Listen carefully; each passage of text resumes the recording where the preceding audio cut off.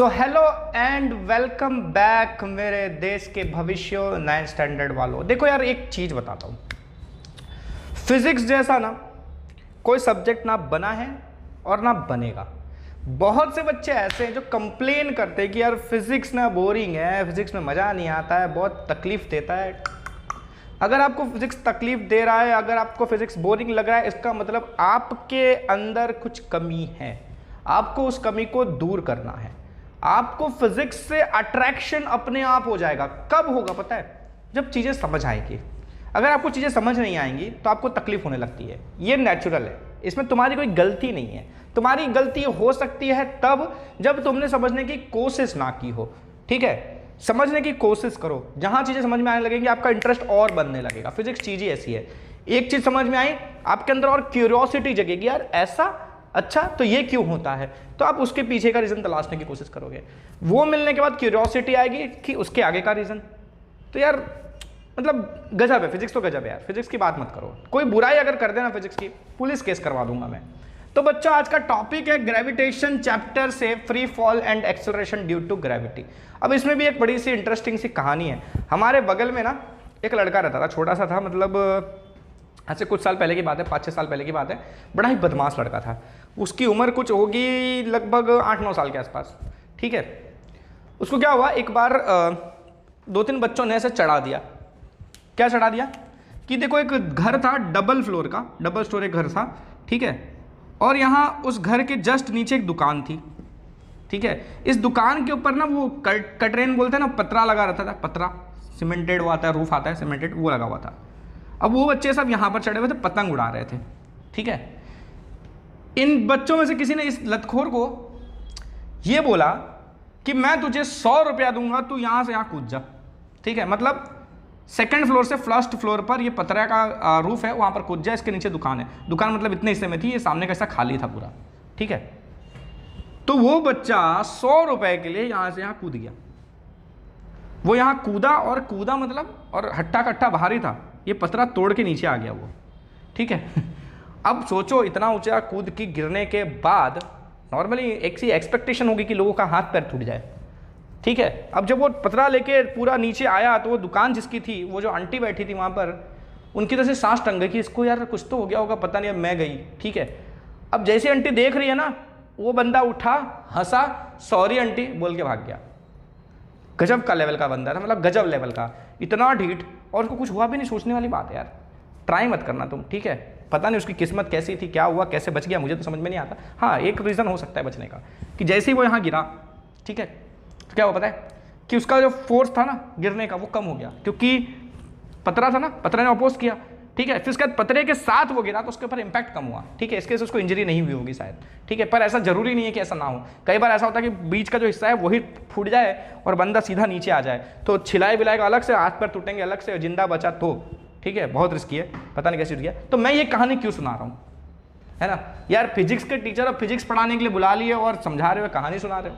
देखो बात क्या है, ये बच्चा पैसा लेके कूदा था, फॉल किया था कुछ पैसा लेके। अगर ये बच्चा फ्री में कूद जाए बिना पैसे के, तो वो कहलाएगा फ्री फॉल, है ना? है ना? बहुत ही गंदा जोक था ना। ऐसा नहीं होता बच्चा, ये फ्री फॉल नहीं कहलाता। फ्री फॉल का मतलब ये होता है, फ्री फॉल का सीधा साधा मतलब ये होता है कि कोई ऑब्जेक्ट सिर्फ ग्रेविटी के इंपैक्ट में गिर रहा है, सिर्फ ग्रेविटी के इंपैक्ट में गिर रहा है, इसके ऊपर कोई दूसरा फोर्स नहीं लग रहा है। ठीक है, सिर्फ ग्रेविटेशनल फोर्स लग रहा है। ठीक है, सिर्फ ग्रेविटेशनल फोर्स लग रहा है। जब कोई ऑब्जेक्ट सिर्फ ग्रेविटेशनल फोर्स के इंपैक्ट में गिरता है तो उसे हम कहते हैं फ्री फॉल।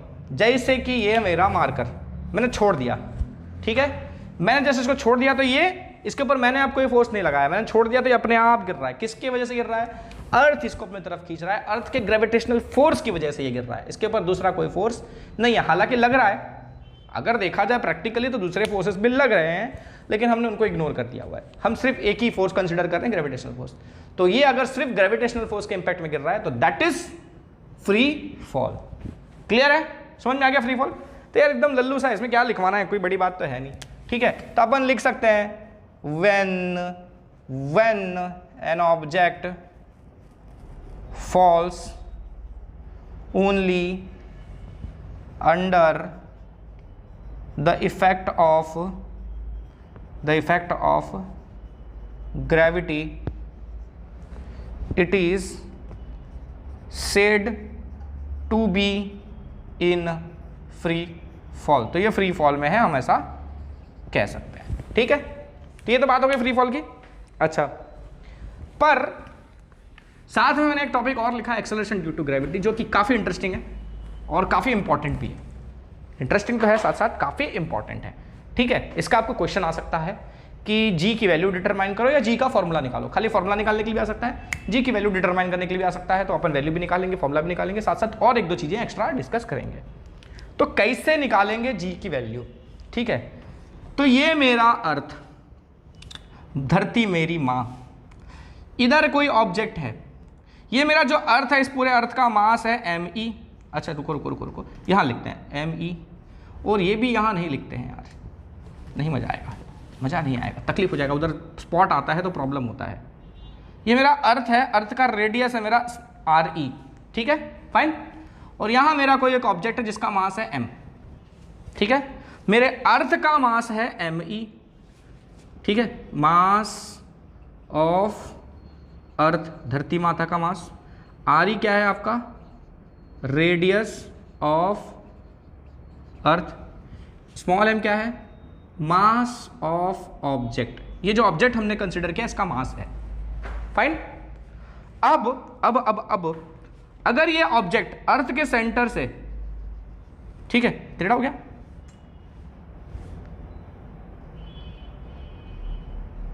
ठीक है, अर्थ के सेंटर से इसका जो डिस्टेंस है, ये डिस्टेंस है स्मॉल r। कितना डिस्टेंस है? Small r।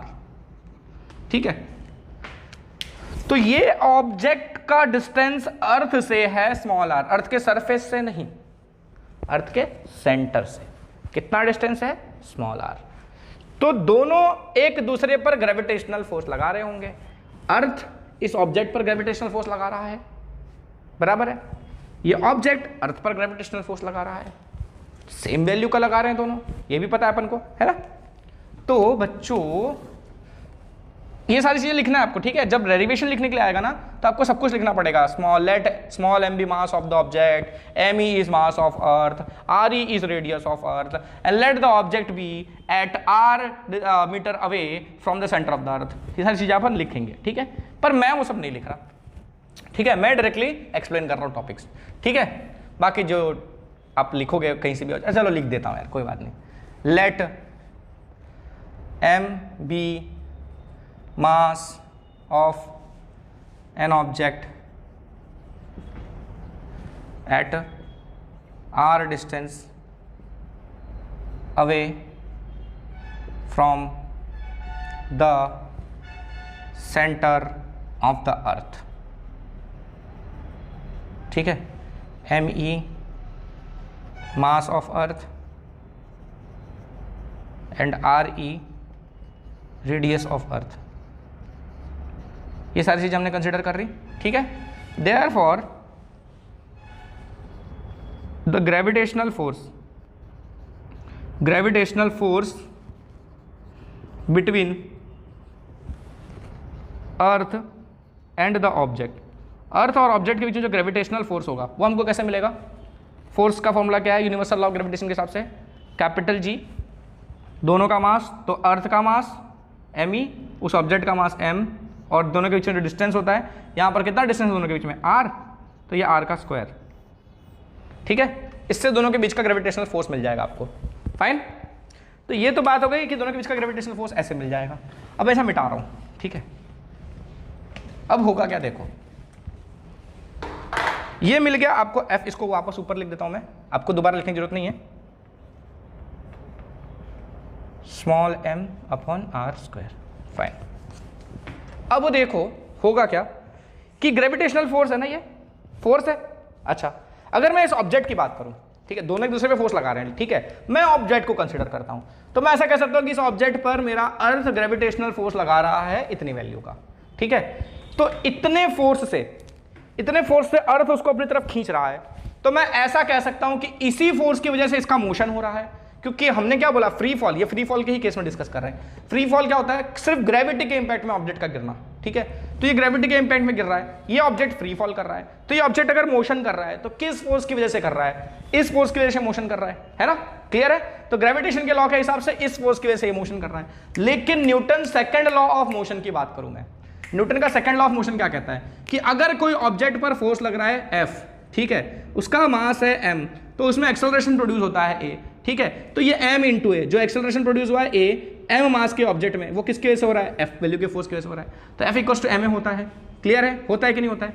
अच्छा, तो वही F को मैं m इंटू जी लिख दूंगा, ठीक है, according to Newton's second law of motion. अच्छा, तो आप तो एम ए बोल रहे थे, जी क्या लिखा आपने, G is acceleration due to gravity. अच्छा, ये क्या बोल दिया आपने, अब एक्सेलरेशन ड्यू टू ग्रेविटी, ये क्या है, देखो ये ऑब्जेक्ट फ्री फॉल कर रहा है, यानी कि सिर्फ अर्थ के ग्रेविटेशनल फोर्स के इंपैक्ट में गिर रहा है, यानी कि इसके ऊपर जो एक्सेलरेशन प्रोड्यूस हो रहा है, अरे भाई कहीं फोर्स लग रहा है, अगर कहीं अनबैलेंस फोर्स लग रहा है तो एक्सेलरेशन तो प्रोड्यूस होगा ही ना, होगा ना भाई। अपन ने इसके पहले वाले लेसन में चेक मतलब डिस्कस किया हुआ है force and laws of motion में, है ना। तो अगर ऑब्जेक्ट मोशन कर रहा है किसी फोर्स के इंपैक्ट में तो उसका एक्सेलरेशन हो रहा होगा, ठीक है। तो ये जो फोर्स इसके ऊपर लग रहा था, कौन सा फोर्स लग रहा था, ग्रेविटेशनल फोर्स लग रहा था। तो ग्रेविटेशनल फोर्स की वजह से इसके ऊपर जो एक्सेलरेशन प्रोड्यूस होता है उसी को मैंने एक्सेलरेशन ड्यू टू ग्रेविटी कह दिया, ठीक है, या ग्रेविटेशनल एक्सेलरेशन भी कहते हैं हम उसको, ठीक है, क्लियर है, ठीक है ना। एक्सेलरेशन ड्यू टू ग्रेविटी मतलब क्या हुआ, जो ग्रेविटेशनल फोर्स के वजह से एक्सेलरेशन प्रोड्यूस हुआ वो एक्सेलरेशन कहलाता है एक्सेलरेशन ड्यू टू ग्रेविटी। अच्छा, इस चीज को आपने खुद भी फील किया होगा, कैसे फील किया होगा बताता हूं, देखो एक छोटा सा पत्थर लो, इतना बड़ा ले लो, इतना बड़ा, ठीक है। अब इस पत्थर को इतने ऊपर से अपने सर पे गिराओ, ठीक है, आपको चोट नहीं लगेगी, ठीक है। लेकिन आप बैठ जाओ थोड़ा नीचे की तरफ बैठ जाओ और अपने दोस्त को बोलो, ठीक है, कि एक फ्लोर ऊपर बिल्डिंग पे चढ़े वो, ठीक है, एक फ्लोर ऊपर जाए, टेरेस पे जाए आपके घर के, और वहां से वही पत्थर आपके सर पे गिराए, खाली गिराए, मारना नहीं है उसको, सिर्फ गिराना है, तब आप उस चीज का इंपैक्ट फील करो। आपने इतने हाइट से खाली गिराया, टन लेके थोड़ा सा हल्का सा चोट लगा, मतलब ना के बराबर, लेकिन उतने हाइट से जब वो बंदा गिराएगा तो बहुत जोर से चोट लगेगी आपके सर पे। क्यों, ऐसा क्यों हो रहा है, क्योंकि क्या होता है पता है, क्योंकि इसमें लगातार एक्सेलरेशन प्रोड्यूस होता है, ठीक है। आप जितनी हाइट से ऑब्जेक्ट को छोड़ोगे ना, नीचे आते आते उसकी स्पीड बढ़ती जाती है। क्यों स्पीड बढ़ रही है, क्योंकि ग्रेविटेशनल फोर्स के वजह से उसमें एक्सेलरेशन प्रोड्यूस हो रहा है। एक्सेलरेशन प्रोड्यूस होने का मतलब क्या हुआ कि स्पीड बढ़ेगी, ठीक है, लगातार स्पीड उसकी बढ़ती रहती है। ऑब्जेक्ट इस तरफ आ रहा है, गिर रहा है नीचे, और जैसे जैसे मतलब यहां पर उसकी कुछ स्पीड थी, नीचे पहुंचेगा उसकी स्पीड और ज्यादा हो जाएगी, नीचे पहुंचेगा और बढ़ जाएगी, नीचे पहुंचेगा और बढ़ जाएगी, और नीचे एकदम बढ़ जाएगी।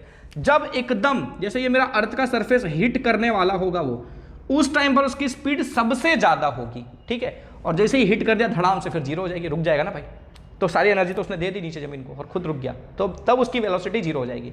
लेकिन जैसे ही टच करने वाला है उसके पहले, उस वक्त उसकी वेलोसिटी मैक्सिमम होती है, उसकी स्पीड उस टाइम मैक्सिमम होती है, क्लियर है। इसके ऊपर कम, इसके ऊपर कम, इसके ऊपर कम, इसके ऊपर कम, ठीक है। तो ऊपर से जब आप ऑब्जेक्ट को छोड़ते हो ना, तो जब वो नीचे की तरफ गिरता है तो लगातार उसकी स्पीड बढ़ती है। लगातार स्पीड बढ़ने का मतलब उसके अंदर लगातार एक्सेलरेशन प्रोड्यूस होता है, और ये एक्सेलरेशन लगातार किसकी वजह से प्रोड्यूस होता है, ग्रेविटेशनल फोर्स की वजह से प्रोड्यूस होता है। इसीलिए हम इसको ग्रेविटेशनल एक्सेलरेशन कहते हैं, और इस एक्सेलरेशन को हम जी से दिखाते हैं, स्मॉल जी से, क्लियर है, पक्का। तो वही ऑब्जेक्ट मोशन कर रहा था इस फोर्स के, एम ए की जगह पे लिख दिया मैंने जी, फाइन, क्लियर है, पक्का, सच्ची समझ में आ रहा है, ओके। तो ये एम जी मैं इसकी जगह लिख दूं, ये है मेरा इक्वेशन 1, ये है मेरा इक्वेशन 2, तो मैं लिख दूंगा फ्रॉम 1 and 2 एकम द्वितीय m g equals to G M E small m by r square. तो देखो ये भी एम है, ये भी एम है, दोनों ऑब्जेक्ट का ही मास था ना, है ना, कैंसल आउट हो गया।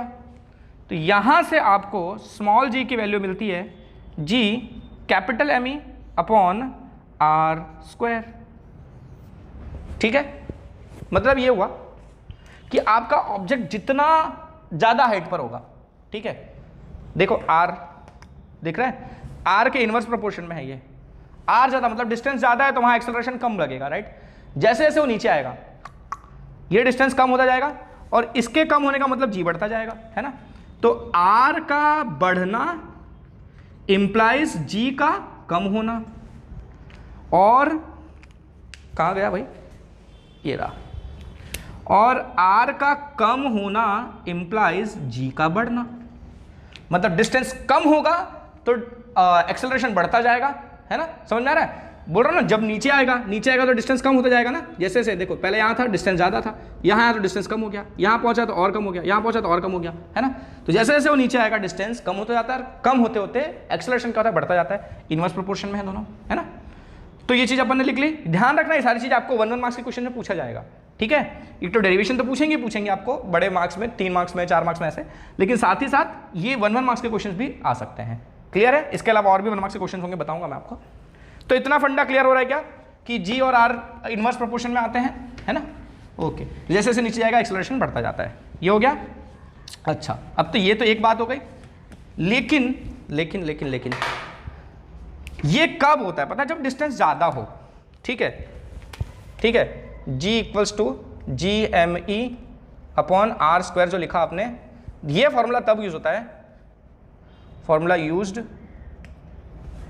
व्हेन डिस्टेंस यानी कि r इज मोर, जब ज़्यादा हो, ज़्यादा वैल्यू का हो। जब ये r की वैल्यू बहुत कम हो, मतलब ये मेरा अर्थ है, अर्थ के सरफेस से थोड़ा ही ऊपर हो आप, मतलब आप 10 मीटर 20 मीटर 100 मीटर इस कुछ रेंज में हो, ठीक है। 10 metre 20 metre 100 metre 40 metre 50 metre, ये सब रेंज काफ़ी कम मानी जाती है, ठीक है। हमारे अर्थ का जो रेडियस है, अर्थ का रेडियस कितना है पता है, ये RE लिख दूँ यहाँ पर, 6400 किलोमीटर, 6400 किलोमीटर है रेडियस, ठीक है, अर्थ का रेडियस। यानी ये डिस्टेंस 6400 किलोमीटर होता है एवरेज, सब जगह सेम नहीं होता, पर एवरेज इतना है, ठीक है। तो 6400 किलोमीटर के कंपैरिजन में 10 मीटर 20 मीटर 100 मीटर क्या डिस्टेंस है यार, कुछ नहीं है ना। तो इतने डिस्टेंस को हम इग्नोर कर देते हैं, ठीक है। इतने डिस्टेंस पर अगर आपका ऑब्जेक्ट है, ठीक है, if the distance of the object from the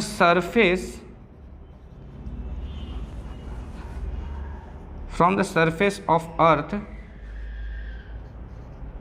is small, अगर ऑब्जेक्ट का जो डिस्टेंस सरफेस से, अर्थ के सरफेस से डिस्टेंस की बात कर रहा हूं, ठीक है, ओवरऑल डिस्टेंस से कंपैरिजन में, ठीक है, कम हो, if the distance of the object from the surface of the earth is small, then we can take small r equals to capital RE। मतलब क्या हुआ इसका कि देखो ये अगर देखो सरफेस से अगर 500 किलोमीटर, ठीक है, 500 किलोमीटर 1000 किलोमीटर ऐसा कोई डिस्टेंस है, तो मतलब ये जो डिस्टेंस है सरफेस से, सरफेस से ध्यान दो, सरफेस से ये जो डिस्टेंस है काफ़ी ज़्यादा है, 500 किलोमीटर 1000 किलोमीटर बड़े बड़े डिस्टेंस है। अगर ये केस आता है, ये अगर केस आता है, तब तो आपको ये r स्मॉल r ही यूज़ करना है, मतलब वो डिस्टेंस ही पूरा सेंटर से कितना डिस्टेंस है। अगर ये डिस्टेंस ऐसा है तो आपको डिस्टेंस जो लेना है ना फॉर्मूले में, जी इज इक्वल्स टू ये जो फॉर्मूला है GME अपॉन आर स्क्वायर, ये r जो है वो आपको पूरा सेंटर से पूरा डिस्टेंस लेना है, ठीक है, अगर ये डिस्टेंस ज़्यादा है तो। लेकिन अगर ये डिस्टेंस कम है, सरफेस से जो ये डिस्टेंस है, ये वाला डिस्टेंस, ठीक है, ये अगर 10 मीटर 50 मीटर 100 मीटर 200 मीटर यहाँ तक भी चलता है, ठीक है, इन कुछ रेंजेस में आ रहा है, ठीक है, तो ये जो डिस्टेंस है वो आपका रेडियस के कंपैरिजन में बहुत कम होता है, ठीक है।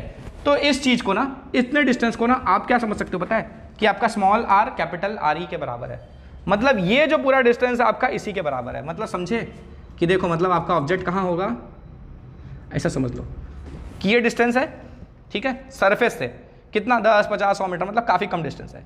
तो आप ऐसा समझोगे कि ये डिस्टेंस और ये डिस्टेंस में कोई फर्क ही नहीं है। क्यों? अब देखोगे तो ये RE है और ये पूरा डिस्टेंस स्मॉल r, और ये पूरा कितना आपका RE है ना। तो r आपका RE से बड़ा है ना, ये पूरा डिस्टेंस आपका स्मॉल r है और ये इतना डिस्टेंस आपका RE है। तो RE से ये बड़ा है आपका r, है ना। ऑब्जेक्ट का जो डिस्टेंस है सेंटर से वो आर है, स्मॉल आर है, और जो रेडियस है आपका वो आर ई है। आपका ऑब्जेक्ट तो यहाँ पर है, तो ये जो आर है आप देख रहे हो ना, आर ई यहीं तक है और आर पूरा यहाँ तक है, तो स्मॉल आर ई से बड़ा है ना, तो उस हिसाब से तो ये हो रहा है। लेकिन क्योंकि ये डिस्टेंस जो है अगर कम है 10, 50, 100 मीटर है, तो इस केस में आप दोनों को सेम ले सकते हो, ठीक है, क्योंकि कोई खास फर्क नहीं पड़ता इतने डिस्टेंस से, ठीक है, जी की वैल्यू में इतने डिस्टेंस में कोई खास फर्क नहीं पड़ता, तो उस केस में हम आर को आर ई ले सकते हैं। क्लियर है? तो आपका फॉर्मूला जो है देयरफॉर, अब आपका जो फॉर्मूला है वो क्या बन जाएगा, G M E upon R E का स्क्वायर, ठीक है, अर्थ के रेडियस का स्क्वायर आ जाएगा। फाइन, कंफ्यूजन तो नहीं हो रहा है? पक्का? ठीक है, नीचे है ये एम ई, ठीक है। तो अगर डिस्टेंस सरफेस से कम है तो ओवरऑल जो डिस्टेंस है सेंटर से वो रेडियस के डिस्टेंस के बराबर आप ले सकते हो, तो आपका फॉर्मूला इस तरह से बन जाएगा। फाइन, तो ये आ गया आपका जी का वैल्यू। अच्छा, अब ये तो फॉर्मूला आ गया आपका। अच्छा, अभी अगर इसकी वैल्यू डिटरमाइन करनी है, वैल्यू नहीं आया है, अभी फॉर्मूला आया है, मैंने गलती से वैल्यू निकाल दिया था मुंह से, ये फॉर्मूला आया है। अगर वैल्यू चाहिए आपको, ये भी फॉर्मूला है, ये भी फॉर्मूला है। हालांकि ये फॉर्मूला क्या है पता है, मेनली देखा जाए तो दिस इज ऑल्सो फॉर्मूला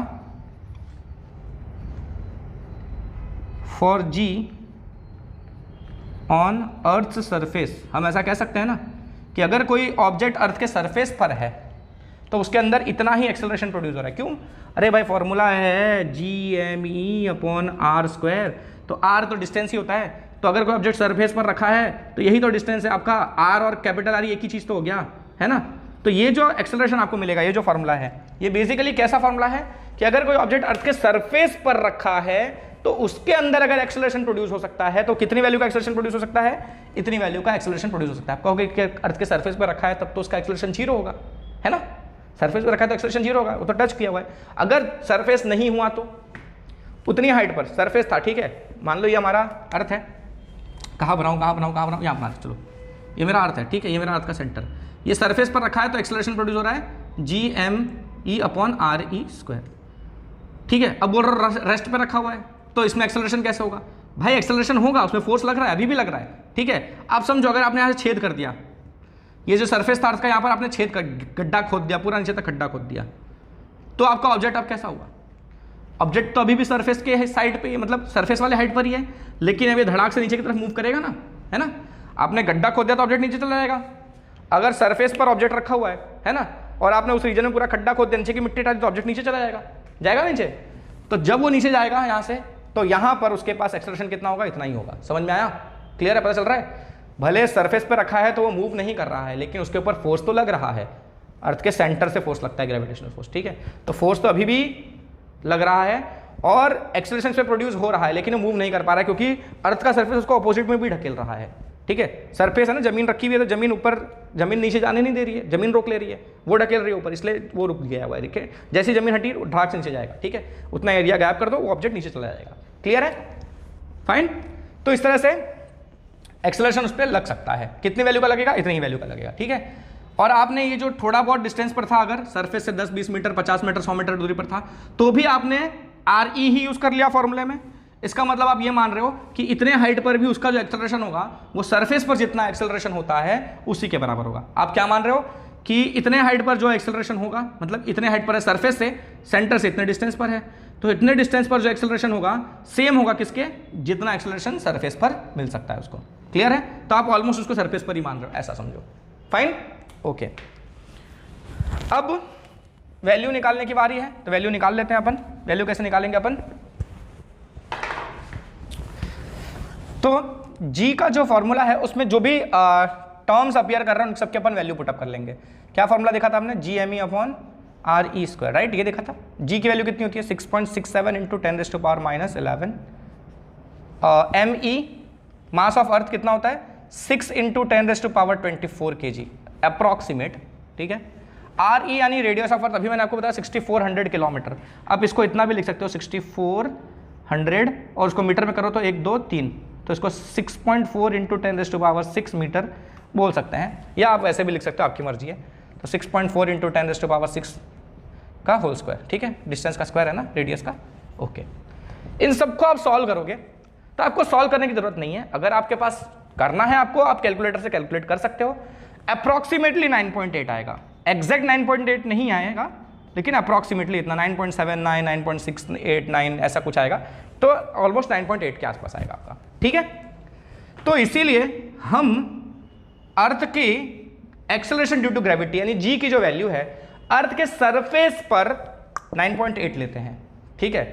और अर्थ के सरफेस से अगर आप 10 मीटर 100 मीटर तक ऊंचे हो तो भी आप 9.8 ले सकते हो, क्लियर है। एक्चुअली में ये वैल्यू कौन सी है, अर्थ के सरफेस पर जी की वैल्यू है, लेकिन आप 10 मीटर 100 मीटर 20 मीटर 500 मीटर बस 500 मीटर भी ठीक है चला लेंगे, इतने हाइट पर हो तो आप उसको जी की वैल्यू को सरफेस जितना ही यानी कि 9.8 ही ले सकते हो, फाइन। तो ये मिल गई आपको स्मॉल जी की वैल्यू। ये आपको जब एग्जाम में अगर पूछा जाएगा तो आपको पूरा कैलकुलेशन करने की जरूरत नहीं है, ये ध्यान रख के वैल्यूज पुटअप करके ये फाइनली लिख देना है, ठीक है, कोई इशू नहीं है इसमें, ओके। अच्छा, अब एक चीज और, क्या जी की वैल्यू हर जगह सेम होती है? नहीं होती है भाई, बिल्कुल नहीं होती है। आपने देखा ना, डिस्टेंस चेंज होगा तो जी की वैल्यू चेंज होगी, प्रैक्टिकली चेंज होती है, लेकिन आप कुछ हाइट पर अर्थ के सरफेस जितना ही ले लेते हो। लेकिन क्या सरफेस पर भी सेम होती है क्या? ये चीज समझेंगे। क्या क्वेश्चन है मेरा? इज वैल्यू ऑफ जी यानी कि small g acceleration due to gravity same everywhere on earth's surface? क्या अर्थ के सरफेस पर हर जगह जी की वैल्यू सेम होती है? मतलब आपने अभी निकाला ना, सरफेस पर जी की वैल्यू 9.8 है, अप्रॉक्सीमेटली इतनी है, तो यहां भी 9.8, यहां भी 9.8, यहां भी 9.8, यहां भी 9.8, हर तरफ सरफेस ही है ना अर्थ का, तो क्या सब जगह सेम होती है? क्या सब जगह सेम होती है? सोचो, क्लिक हुआ दिमाग में? और नहीं हुआ तो कोई बात नहीं, अब हो जाएगा। तो आंसर आएगा नो, ठीक है, बड़ा वाला नो, ठीक है। क्यों नो? बताता हूं। हमारा जो अर्थ है वो पूरी तरह से सर्कल नहीं है, ठीक है, वो कैसा है, कुछ ऐसा है, ऊपर की तरफ और नीचे की तरफ थोड़ा सा फ्लैट है और इन हिस्सों में बल्ज्ड है, बाहर की तरफ निकला हुआ है, कद्दू की तरह। कद्दू समझते हो ना, या ऑरेंज कहा जाता है, ऑरेंज देखा होगा आपने, बड़ा वाला ऑरेंज है ना, ऊपर से नीचे थोड़ा सा चपटा होता है और बगल से बल्ज्ड होता है, बाहर की तरफ निकला हुआ रहता है, या फिर आप कद्दू कह सकते हो, कद्दू का ऑलमोस्ट शेप ऐसा ही होता है, ठीक है। तो यहां ऊपर और नीचे की तरफ फ्लैट है, थोड़ा सा चपटा है और इस तरफ थोड़ा सा बाहर की तरफ निकला हुआ है। तो सेंटर से अगर ये वाला डिस्टेंस देखा जाए, ठीक है, यहां का रेडियस देखा जाए और इस रीजन का रेडियस देखा जाए, ठीक है, तो इस तरह जगह का जो रीजन रेडियस होता है वो कम होता है, ठीक है। अच्छा, ये जो रीजन है, ये रीजन हम क्या कहते हैं, इनको हम, ये पूरा रीजन क्या कहलाता है हमारा? इक्वेटर कहलाता है। क्या कहलाता है? इक्वेटर। पढ़ा है ना हमने ज्योग्राफी में, है ना। और ये जो ऊपर नीचे के रीजन हैं इनको हम क्या कहते हैं? पोल्स कहते हैं, ठीक है। ऊपर नॉर्थ पोल, नीचे साउथ पोल, है ना। हालांकि ऊपर नीचे कुछ नहीं होता भाई, ठीक है, लेकिन नॉर्मली हमारे नॉर्थ में नॉर्थ पोल और साउथ में साउथ पोल, ठीक है। अच्छा, तो ये पोल्स हैं। तो आपको पता है, ऐसा लिखोगे, radius at poles is less than radius at equator, ये ध्यान रखना है, ठीक है, क्योंकि इक्वेटर पर बल्ज्ड होता है अपना अर्थ, है ना। तो इक्वेटर पर रेडियस ज़्यादा होगा और ऊपर की तरफ फ्लैट है, देखो, तो रेडियस कम होगा। तो पोल्स का रेडियस कम होता है इक्वेटर के रेडियस से, ठीक है। और आपको पता है फॉर्मूले में रेडियस नीचे आता है, तो रेडियस अगर ज़्यादा हुआ तो जी कैसा होगा? जी कैसा होगा? कम होगा। अच्छा, ये लिखा, रेडियस बड़ा इंप्लाइज जी छोटा। थोड़ी देर पहले मैंने लिखा था, डिस्टेंस बड़ा तो जी छोटा, यानी कि रेडियस बड़ा तो भी जी छोटा, है ना। अच्छा, तो आपको पता है रेडियस कहाँ बड़ा है? इक्वेटर पर रेडियस बड़ा है ना। तो रेडियस बड़ा होता है तो जी छोटा होता है, तो इक्वेटर पर रेडियस ज़्यादा है, मतलब वहाँ पर जी कैसा है? कम है।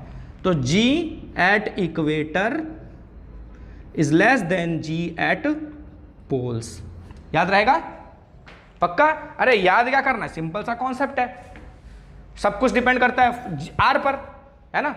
आर ज्यादा तो जी कम, और अपन को पता है कि इक्वेटर पर रेडियस ज्यादा होता है तो इक्वेटर पर जी की वैल्यू कम होगी, पोल्स पर रेडियस कम होता है तो पोल्स पर जी की वैल्यू ज्यादा होगी। क्लियर है?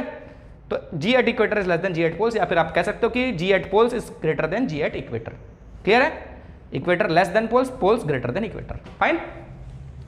तो इस तरह से कुछ जी की वैल्यू है, जी की वैल्यू हमने डिटरमाइन कर ली, जी का हमने फॉर्मूला ऑब्टेन किया, और जी कहाँ ज़्यादा या कहाँ कम होता है वो भी हमने चेक कर लिया। फाइन।